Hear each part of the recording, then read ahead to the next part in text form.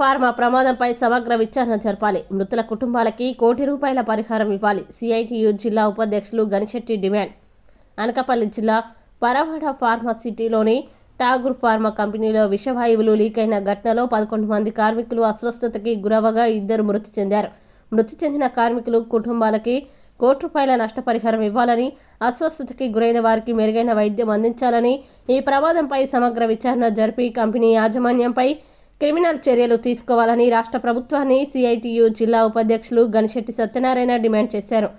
అనకాపల్లి జిల్లాలో ఉన్నటువంటి పరవాడ ఫార్మాసిటీలో ఠాగూర్ ల్యాబొరేటరీస్లో మృతుల సంఖ్య 2కి చేరింది. 11 మంది అస్వస్థతకు గురయ్యారు. ఇసువాయువుల లీకేజ్ కారణంగా ఇందులో 2 కార్మికులు మృతి చెందారు. అమిత్ బాగ్ అనేటువంటి కార్మికుడు మొదటి రోజు చనిపోగా ఈరోజు తెల్లవారుజామునే ఈరశేఖర్ అనేటువంటి కార్మికుడు మృతి చెందారు. 2 కార్మికులు చనిపోవడం, మరో 9 మంది అస్వస్థతకు గురైనటువంటి వాళ్ళు ఆసుపత్రిలో చికిత్స పొందుతూ ఉన్నారు.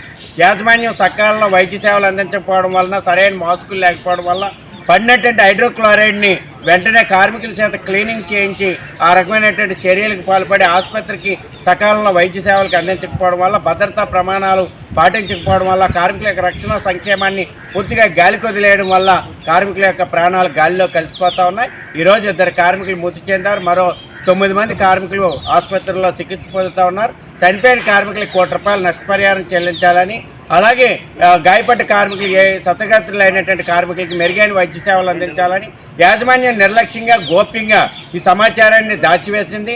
సకాలంలో ప్రభుత్వ అధికార యంత్రాంగానికి కూడా సమాచారం అందజేయలేదు. ఇన్స్పెక్టర్ ఆఫ్ ఫ్యాక్టరీకి కానీ, పొల్యూషన్ కంట్రోల్ బోర్డుకి కానీ, పోలీస్ డిపార్ట్మెంట్కి కానీ, రెవెన్యూకి కానీ, ఏ శాఖకి కూడా సమాచారం అందజేయలేదు.